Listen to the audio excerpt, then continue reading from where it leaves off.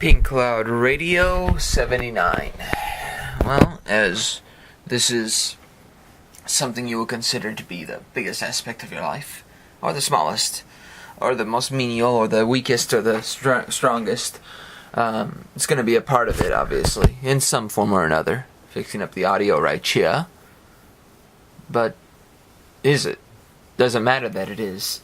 Doesn't matter about if people enforce their responsibilities or not, or push something on people or not. Well, that's a matter to all of you out there. It's all of you who really count out there, or don't count. Because it all comes back to what we're doing by ourselves. It all comes back to the opportunity of evidence. Not just perpetuating the debate and fight. The rest is just noise. That's what it is. It is just noise. To me, I feel that debate especially, the way people try, it's cringeworthy to hear the amount of respect people put on the ability to debate things without getting upset. That doesn't actually prove that the fight or the responsibility of the argument is cared about. In fact, there's a lessening of the value of it when you don't hear somebody's connection to what they're saying. When all you hear is the scientific proof, the religious belief, all these things that are just pressed on people to show. When the reality is the only thing we can show is us as humans. And that's the one thing we're trying to escape all the time. That's the one thing, the opportunity of evidence, not just perpetuating the debate and fight. There is a fight, no matter what. Especially if there's still bad everywhere. If you can accept one bad, all the bads are going to be there. That's how I believe, personally. That's why I always say you start blood, endeth blood. If you've accepted the start of blood, you'll accept that we're going to end the same way too. That there is no structure to just run away from it. And I think that's what debate really is. Debate is that, I'm going to try to fling a piece of shit that's a little nicer. Little more clean. It doesn't get clean. Especially in that form. And I think that's the whole point of this Pink Cloud radio in this whole way. Because we're supposed to look at things through some kind of means. The rest is just noise. That's all it is. There's nothing important in it, nothing of value in it. Sometimes we try to make the value of it and say, well, the way we act really shows. The way we act especially. If you're showing that you can be nice and kind in a debate and make a little joke here and there, yet there's still wars going on in the world, and there's so much viciousness in them, yes, I can really see how you can show yourself to be so nice, yet the actions of the same people that you're representing are not. There you go. You just have the thorn right in your side right there. Somehow it's okay to have that though. I think it's the old belief that as long as we don't have to see it ourselves, we could deal with looking at it but not dealing with the reality of it. And it goes back to the dream world, the dream factory of Hollywood, of everything else. The spread out fantasy of what reality can be in many ways. Where people say, well, dreams can come true. Well, dreams can come true because you don't look at anything in reality. That's how dreams can come true. If you don't deal with reality, dreams will always come true because you're going to make them come true even if they're not. They don't have to, they're not true at all, but you make them true because you don't want to deal with the reality. And the reality is right there, right in front of you. The reality is the opportunity of evidence. Let's see, what evidence do I need to prove you don't have empathy for yourself? Not too much. If you don't have empathy for yourself, it's pretty easy to see. All you need to do is falsely accuse others of not caring about you. Or falsely accusing others of basically pushing their agenda onto you. When in reality, it's because you've never shown empathy to yourself, so you couldn't take somebody, trying to show you something of that empathy. Trying to show you something of, caring about yourself. That's why a lot of people would say, why do you talk about yourself so much? Well, it's the easiest way to escape looking at yourself. It's the easiest way to stop talking about just the outside world. Yeah, I can talk about material substance all I want, but it's not going to change anything else about who I am as a person. It's not. I could perpetually stipulate that even with what Jax had told me, one of the quotes she gave me to talk about. which was about this, and I'll talk about it a little more in another one because it's on my list now of subjects to discuss between all my poetry. But that consciousness is somehow aroused through life, through living. Yes, but there's also life before we came. I believe it's all true, that my consciousness is split based on what's happening and what has happened. You know, when I was born, it was all there. When I'm here, there's more given. And everything else comes, and it suspends in this sort of bunker chamber until we finally open that bunker chamber up and we're out of it. You know, meaning that it's not to say we're trapped so much, but it's that you finally let something else grow besides the usual intake that you'll get, which is it's perpetual motion of things too. You know, if you take in something that's relative, and if you continually take things the same relative way, like great example is Christina. If she takes in all her family's barking, abuse of her the same way, and she tries to get something else introduced into it, like let's say tries to get a boyfriend, tries to get another friend to hang out with, well, she'll always take it relative. She'll always take what her family says to her relative, even when it has somebody else to do. And if she doesn't take it relative, that means she's finally trying to break away from it.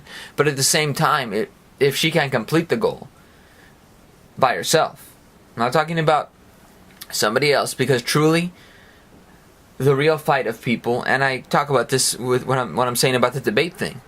If people assume or try to get somebody else to assume a position that they should be doing, they'll never get out of that position.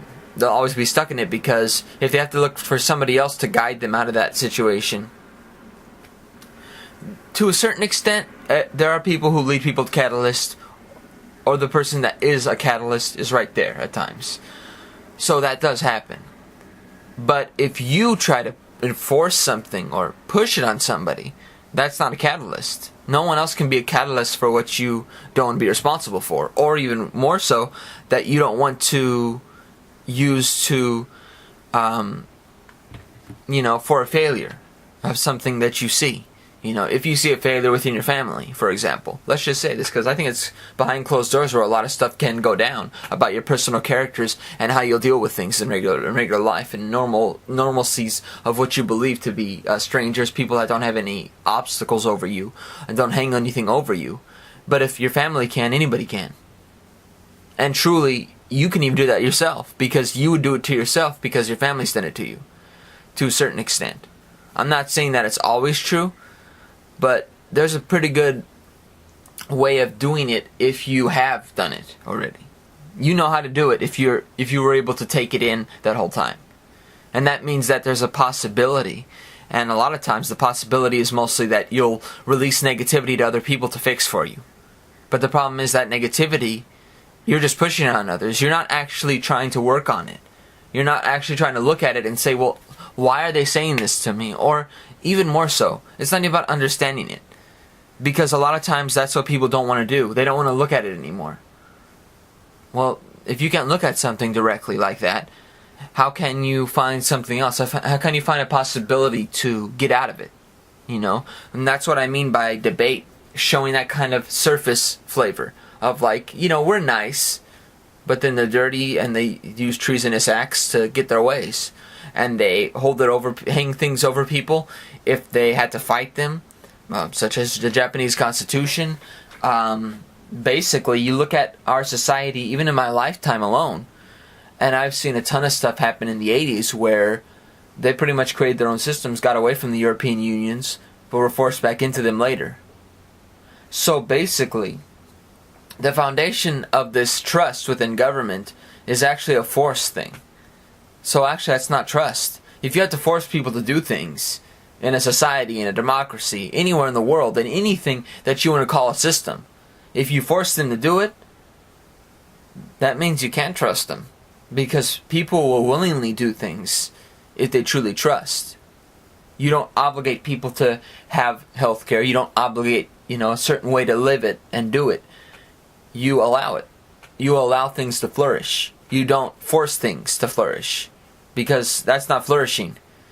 That's like weeds underground, always there. Nope, no, there'll be no other plants except weeds. Weeds coming out of everywhere. All the other trees and bushes and all the other flowers they won't be growing as much anymore. Just the weeds in between, that in between status of nothing, as I call it. Because I feel like that's what really debate is. Debate is just a central subject, but it doesn't actually give an answer. It just says, well, we can choose these, but let's look at these Republican Democrat right here. And that's what it is. It's just that debate, that fascination with having one side win versus another. As with competition and having football, basketball, things like that. I wouldn't say there's no survival purpose for these things, because obviously there is, but I don't think it creates only a servile society if everything's based like that. It's one thing to have competition, it's another thing to make everything else into competition too. It's very different, and it's difficult when you don't feel the same way as everybody else, as myself, the Death King. I'm not afraid of love being not afraid of death, meaning that I don't need to use love or death to make my answer known. It's right here. It's right here. Named Marcello Gignoli. Named Pink Cloud Radio. Named Death King. That's all it is. It's just a part of me. Meaning that love and death don't have to explain why I'm doing this. Oh, he's just in love. Oh, he's just afraid of death. I want to actually do something for me. But not because I want to be selfish about it, or I want to get something out of it for myself. I don't feel that way about it. I think that's actually one of the worst ways to do things, and I feel like a lot of people do it that way. Whether it's about people feeling insecure or doing things because they want security. I want to be with somebody for security. Then I'm not the right person for that, because if you could feel secure in this world just by having one person in your life, I don't know how you could exist the rest of your life and be alive. Because truly, to me, I don't know how you'd feel secure just by having one person in your life. Because there are a lot of people who do a lot of nasty things, even within that, and I think that's perpetuation. The rest is just noise. It is just noise. It's continuous noise. This onslaught of on and on and on. It doesn't create much. And that's the thing. It creates actually more frustration. Like, think about it in this way. If you look at the Trayvon Martin case, for example, what did that really do? It just set up more issues, and how are people going to release that now? That's going to be the thing. People say, like, it's good when you hear about these things, but is it? Is it truly? Or does it bring an energy out of people that is going to be used in the wrong way? I'm not talking about race, I'm talking about energy. Everybody has this. Black, white, Asian, whatever you want to call it. Mexican. There's this energy in everything. And I know that I may be saying certain cultures' names wrong. I shouldn't say Asian, because there's a ton of different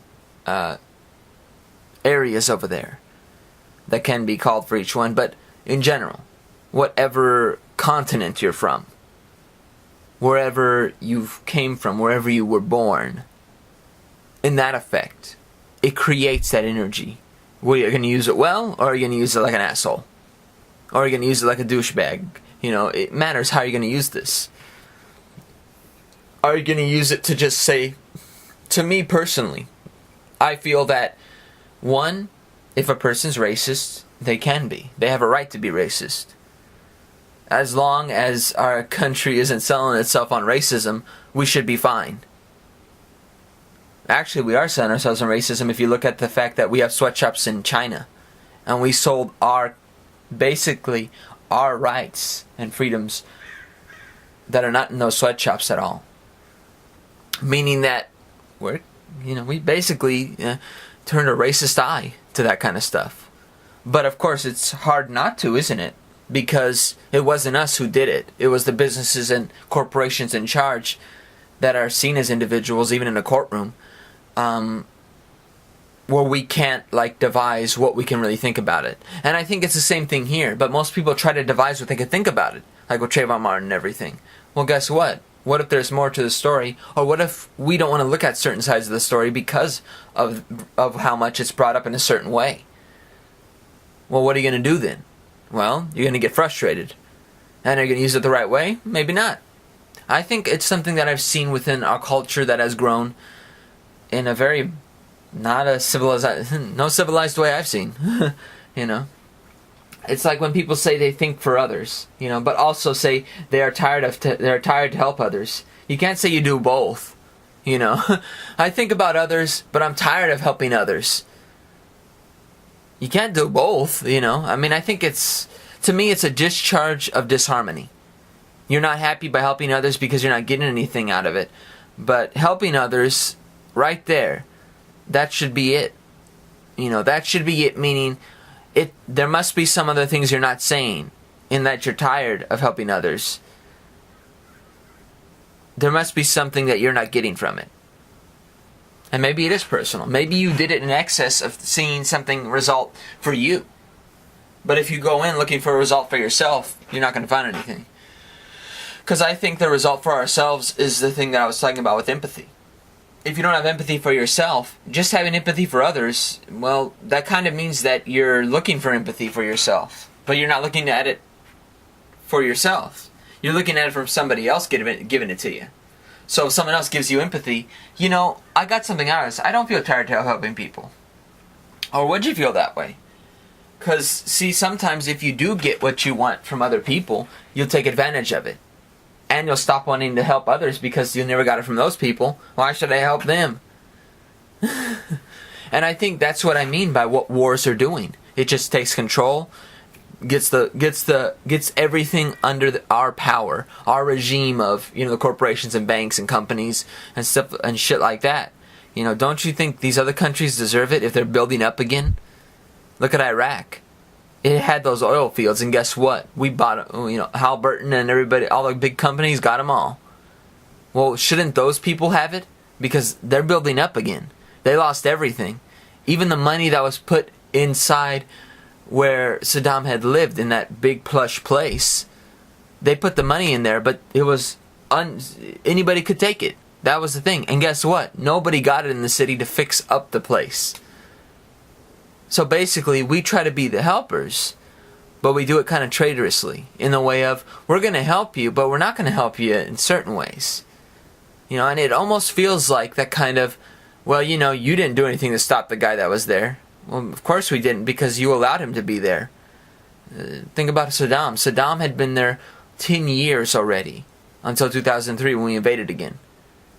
Again, I say, because the first Gulf War, we didn't get rid of him. Why didn't we?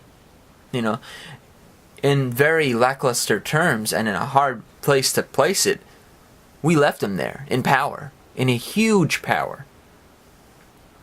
It means that we couldn't do something and we didn't have any facts to back our claims up.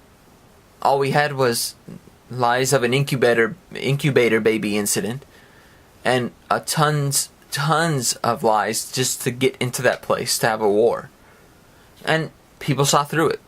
To a certain extent, obviously, because, you know, and it's that idea of what's brimming inside most people now. This ideology of, yeah, I know they're bad, but we can't do anything about it. Then tell me this, why do you get tired of helping people? Because, to me, truly, if you think you can't do anything about it, you wouldn't be. Truly, if people are tired of helping people, that kind of means they're not willing to be good anymore.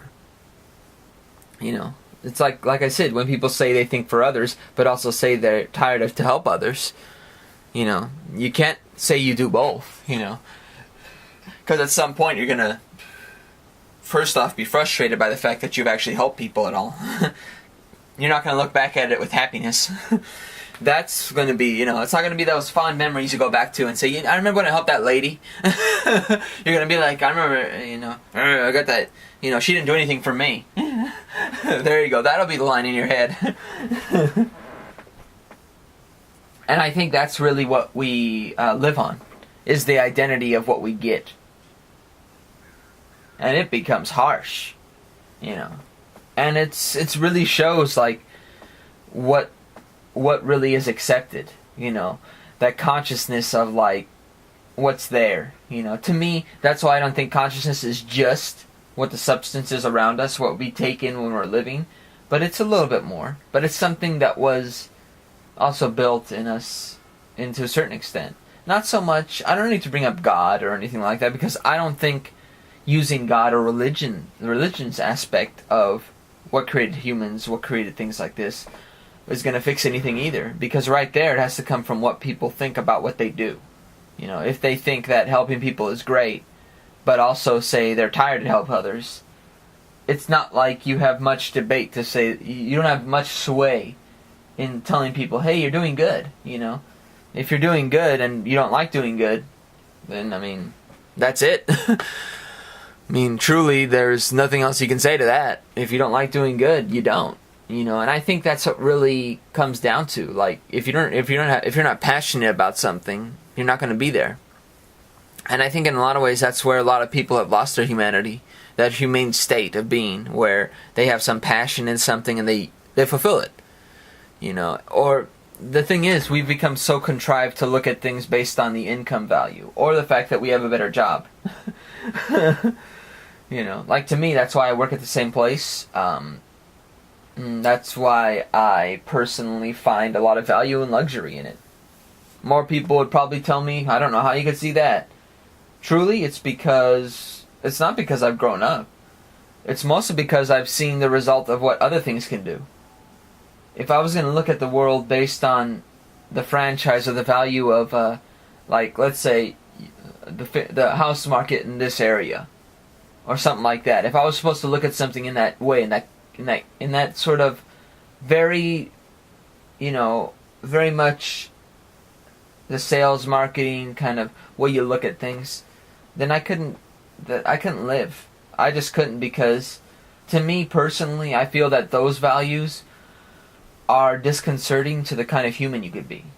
Not to say that you can't be a human if you do that. It just means that maybe it's going to be a little harder for you to recognize human, you know, empathy and stuff like that. Maybe it'll be harder for you to take in something that is, you know, caring and maybe carefree in ways, because you're using some other tactic to make the value judgment and, you know, the approval, disapproval of whatever loans, or, you know, the way you would kind of live in this condition we're living in at this point. And I think that's what it means to be tired to help others, you know, is that I want something back from all this. You know, there's the thought right there. I want something back from all this that I did. I mean, if you want something back from that, I'm not sure you'll ever get it, because truly, sometimes people value what they do more than what they actually did. Sometimes you do things worse, especially if you're doing it for those reasons. You know, and that to me is why I've never done things in that sort of like, I need to be right kind of syndrome, you know.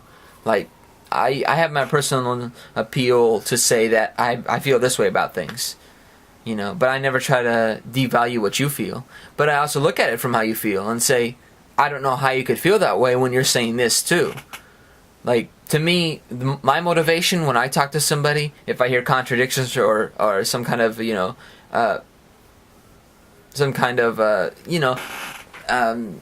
contradictions or something like that in that term. I forgot the other word right now, but the point is, when you look at that and you acknowledge it, people don't really like that, because they're used to having the ability to do so.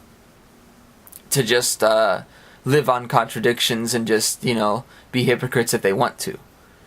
You know, as long as everybody else is doing it, it should be okay for me to be a hypocrite too. And I think that's what really is the engagement of most people, is that they're okay with that. That's fine by me, it's just not something I would do. And I think that's where I would probably bring it up, is that, hey, you know, I think that it's a lot harder to look at something based on what you really want to do, you know. And I think a lot of times that's what can change people, is that if they can't get what they want the way they'd want to, they just stop. And then they become either very much a bully, you know, get revenge on a lot of people, stuff like that. And they could do it their whole lives. Like, I think a lot of times people won't acknowledge what they're going to do. There's the big terrible one, is that sometimes people won't acknowledge certain things because they're the ones doing it. And they're the ones that are going to be doing it, so they'll never acknowledge it. So if you bring up certain things, let's say it's not even about them, but let's say that they have a very close feeling to what you're saying. They'll never bring it up, and they'll deny that it even exists for anybody, because it'll be easier for them to deny that existence of that kind of negativity. And I think that's what really is the point, is that if you don't find your passion, you can go down that road very easily, because it's a road that's pretty much easy way out for everybody. It's like when people say people have no respect for anyone anymore. It acts as fuel for the fire, not to truly act with respect they grew up with, and I think that's what really is fuel for the fire. People say that people don't respect each other anymore, but maybe that is why. Maybe it's because people are acknowledging it so much. Maybe it's the fact that you can say that and then you lose the respect. I wonder if that's why we lost the respect, because you basically acknowledge that nobody else gives respect. But if all you're going to do is bring fuel to the fire, you're not really helping respect survive. You're actually showing why respect will not survive. And I think I saw this within older family members, within the family and stuff, and without the family. I've seen this older people that there's this sort of, it's this cage, it feels like, that people try to stay in. But it's kind of a cage that is open in a way, but it's also very closed when it comes to what respect is, the definition. Like to a lot of people at a certain time in history, there's a lot of disapproval, approval, judgments, and it's accepted because obviously at the time racism was rampant, and it wasn't seen as racism. That's something that we've seen now. That's something that we've defined now, and in fact, it's causing more problems than good, because what it can set off is even more treacherous. So to me personally, I feel that if you're a racist, you're a racist. That's it. That's it. It doesn't mean the rest of the world is going to be racist. It means that you personally want, like, let's say for example, you live inside a house, you don't want black people inside your house, or something like that. You don't want Asians inside your house, or something in that form. You can do that if you want. To me personally, there's going to be points where people are like that. And probably there's going to be people who are like that. I'm sure there's no surprise on that point. But if there isn't a surprise, then there shouldn't be any reason to attack it either. Like, to me, people, if they truly do something based on that kind of end, it means they're going to get it on their own. Because they're going to meet up people that won't like that. And if you treat people the wrong way based on that kind of thing, they're going to get theirs anyway. It's not about anybody else in the ultimate news media that can do anything about it. And I think that's what really is truly the problem, is that we try to fix problems based on the era we live in. Using the police, using the institutions, using the power elite to do it. And that's a problem. We don't look at it for ourselves and say, there's a ton of people in the world. One of them is gonna, when this person meets up with this person, there's gonna be trouble for that person. That started to hate the race and stuff like that. They're gonna get theirs. And that's what I have to worry about. Like, to me, I think in a lot of ways, and I'm sure a lot of people feel this way about retaliation and stuff like that, but they won't live by it.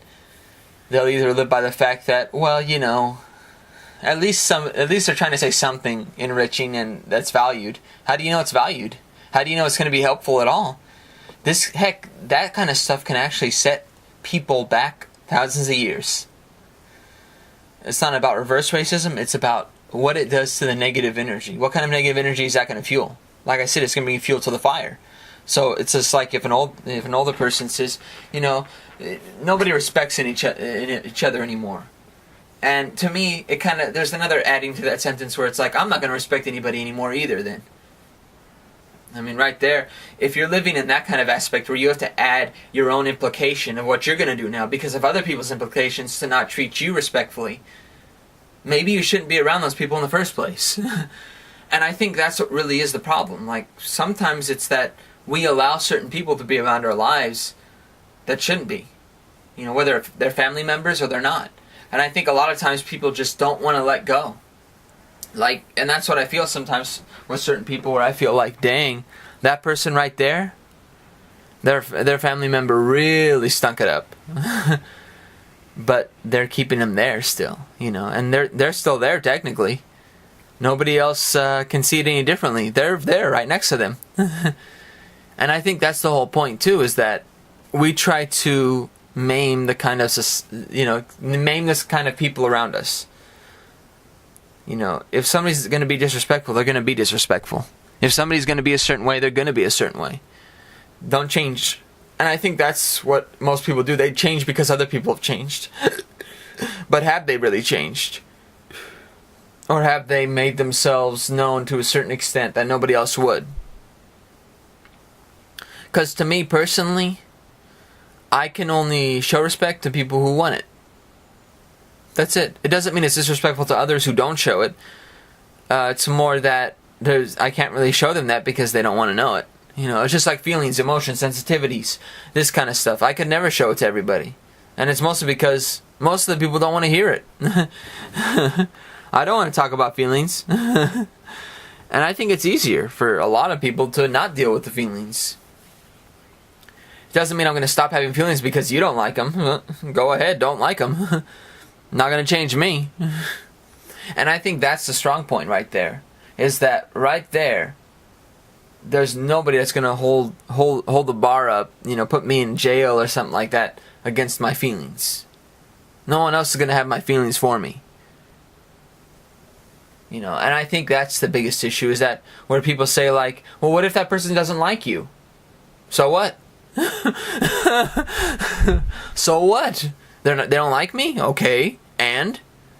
First off, if what I needed to get out of somebody was them to like me, I wouldn't have liked them in the first place. If I have feelings, emotions, sensitivities, it's because I do. Not because the other person has had them for me.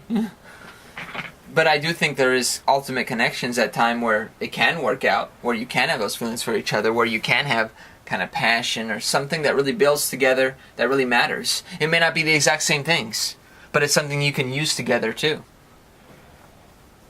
And I think that sometimes is scary to people, because they've never done it for themselves, for what they feel. They've always felt like it has to come from something else out there. In a way they use God too much, because if you use something too much, you're taking advantage of it. Because if you're looking for answers on high, you got to be on high too. Meaning that not you have to be, innocence or stuff like that. No. Objectified of sin, no sins.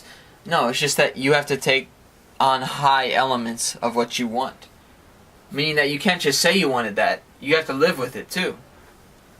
Sometimes people say, I want something like this. But then they don't really live in that kind of atmosphere to accept it when it comes. And I think, that's what I mean by people not having respect for anyone anymore. It does act like fuel for the fire, And it is really a fuel for the fire generation. Or it feels like it. It's a hard thing to say, but that waits to change intentions to what happens to them, instead of creating something for themselves. Not selfishly, but that, most people do wait to change intentions to what happens to them. So they always look out for them, but the thing is, if you only look out for you, how are you supposed to say you care about somebody else? You won't. And I think in a lot of ways people have an identity with that. They're like, yeah, I've been that selfish too, though. It's almost like that petty forgiveness. And it kind of brings certain people together that shouldn't be together, where it's like they abuse each other. Why are they together? In that way where it's like, it doesn't make sense, but that's what they wanted. And it's felt like that with certain people that I've known, where it was like, that person is with that person, but there's a lot of antagonism, there's a lot of resentments, there's a lot of things that are carried there. Maybe it's better that didn't work out between me and that person. And it feels that way. Sorry about the noise. But it feels that way. It feels like there's that kind of continuous flow of negative. And you can see it, To me, sometimes people try to say that certain people are, just trying to be that superhero, that kind of, knight in shining armor. But to me, it's never about that. It's about truly wanting to be with somebody. That's why I'd never be that knight in shining armor. That's why, honestly, I probably never listened to anybody say in a relationship, hey, fight my parents, fight my family, fight these people off that are disapproving of me, that are disapproving of me with you, that are blah, blah, blah, judgments here and there about you. Yes, let them. Let them live in that misery. That, to me, is not somebody who cares about you. They're putting their misery on you. And upon reflection, you're doing the exact same thing to yourself, and now putting that negative on other people because you don't want to personally let it go in that misery hole, as I call it. Because to me, that is what truly is happening. There's that kind of fuel for the fire, and it is. It's a fuel for fire generation of complete antagonism towards our own intentions, instead of actually creating an intention based on what kind of understanding and fuel and empathy we have, the kind of strong strength that comes from it. You know, to put out the fires with water instead of fire. You know, you can't put out fire with fire. It only releases more. And you know, we just change intentions based on what happens to them, what happens to ourselves.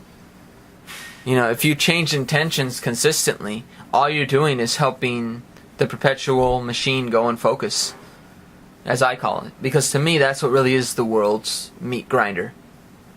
What makes people die, what makes people objectively treated like shit, wherever you go. We could blame it on the systems. We could blame it on the people. We could blame it on the dictatorships and any other tyrannical thing you want to look at.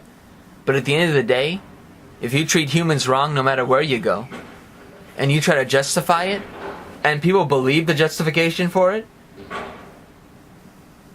you guys are the assholes then. Because you're basically saying that, well, it's okay to be bad as long as you're trying to do good. That's not... No, actually, you're not trying to do good.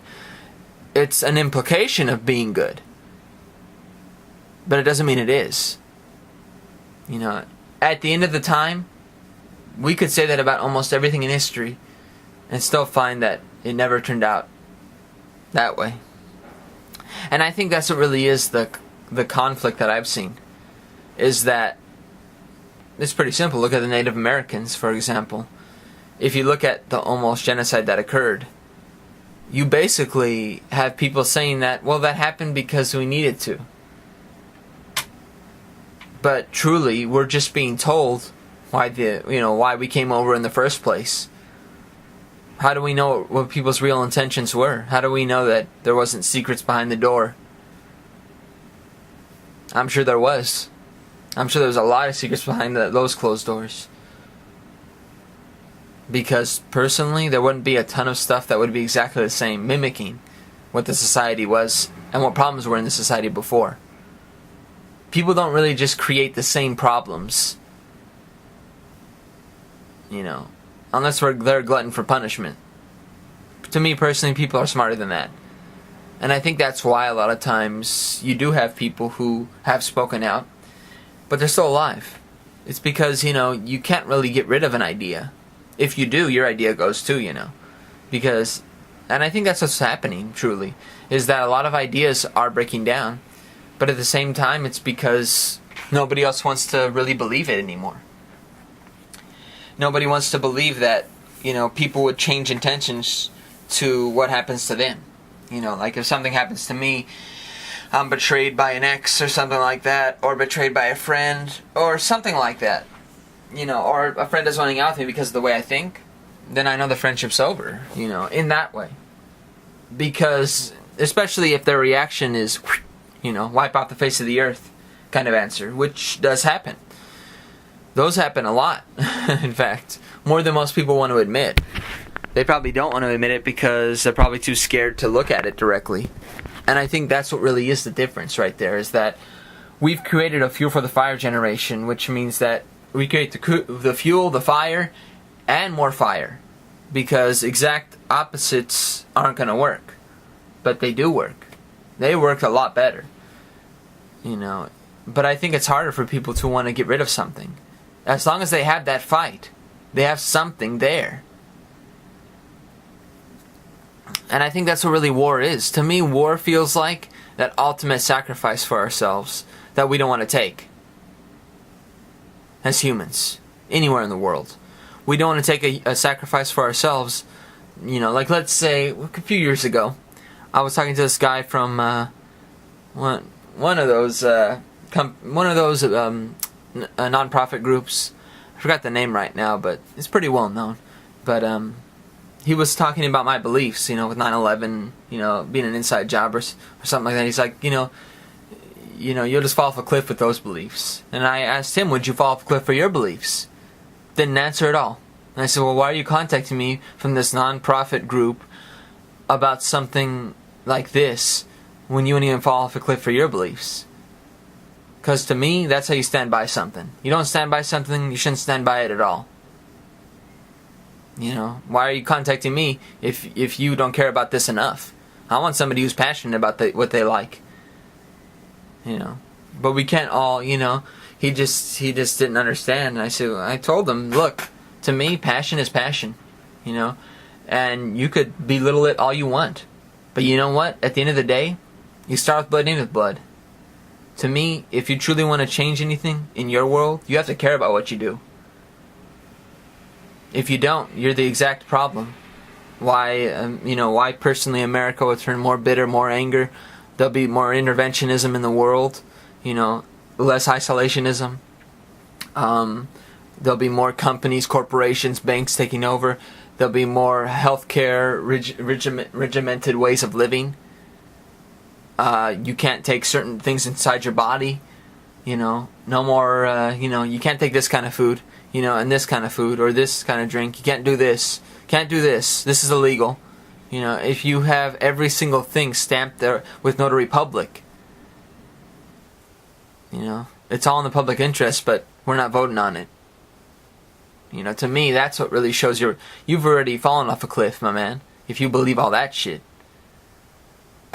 And I think that's what it means. No one can love a person he's afraid of.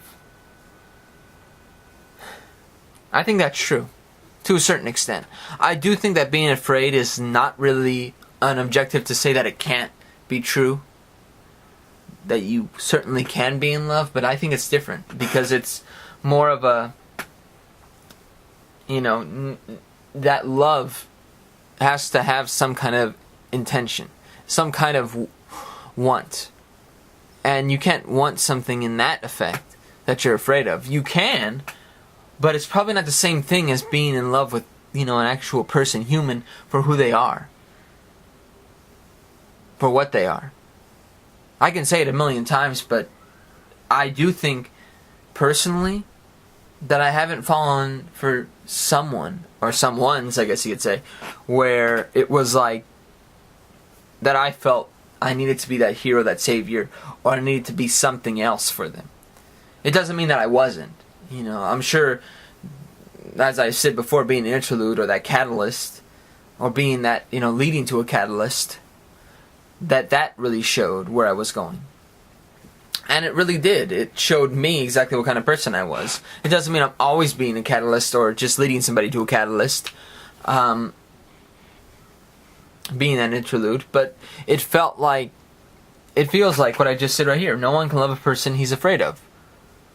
I say he, mostly because, it's talking about me, I guess.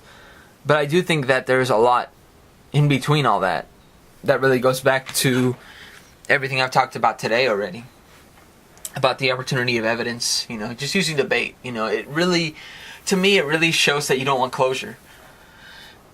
Truly, that's what I felt with my relationship past, because it felt like there was no closure. But it felt like there didn't want to be any closure. That, to me, I think sometimes we have to be the catalyst for our own event. A real catalyst. And at some point that is going to happen, where I'm going to be a catalyst and do something about it more directly. And I think that's what really is happening when people say, they think for others, but at the same time they get tired to help others. So you help other people, but you feel tired of it. Doesn't feel right to me. It feels like if you spent the time to do it yourself, like let's say you think of somebody at home, you're thinking of a friend, and you don't really see the result of them showing respect for that. Or not really respect, but giving something back for that. Well, you can't give something back if you're doing it on your own time, No one's forcing you to think about them. If you're thinking about somebody, like me having feelings for somebody, you can't really expect anything in return. I never did. But it doesn't mean that the other person should treat you like shit because you're thinking about them either. I think that that's the wrong identity too. And it's like going back to respect. When certain people say that they want respect, there's no respect anymore. Well, how can you have respect in this world if you continually keep on going back to certain things? This is just part one. I think I'm going to talk about these again because I can go on. So next week I'm going to do an exact same one because these 5 subjects are pretty interesting, intense in fact. But I think that with this kind of stuff especially, fuel to the fire. It feels like that. Creating something for yourselves. I hope all of you do. That's the first thing you should do. Create something for yourself. It's hard to. Doesn't mean it's impossible. And don't use fuel for the fire. Don't even use fire. As I said, no one can love a person he's afraid of. It's true. I could tell you truthfully that I probably couldn't love certain people in certain people's lives. It doesn't mean I couldn't love them. It just means I couldn't love the other person. The family members or the people that try to approval, disapproval, judgment, stuff like that. Couldn't love them. But I don't think that matters. I think to a lot of people it does, and they'll try to make it matter even more. But at the end of the day, it should mean more that I love you. So take care all. Love.